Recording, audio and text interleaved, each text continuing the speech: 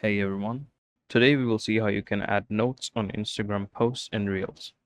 This is a new feature not a lot of people know about, so I'll show you how to do it.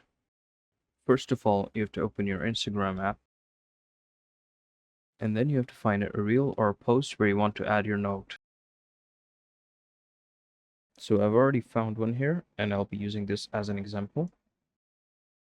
So this option is easy to find, but it is a little bit hidden. So basically what you have to do, you have to go ahead and click the share icon. And once you do that, you can see there's a button to add note at the bottom left. So we'll go ahead and click that. And here you can type anything you want. So let's just type something. And we can click share. And here you have an additional option which lets you select if you want to share it with all of your followers or just the people in close friends.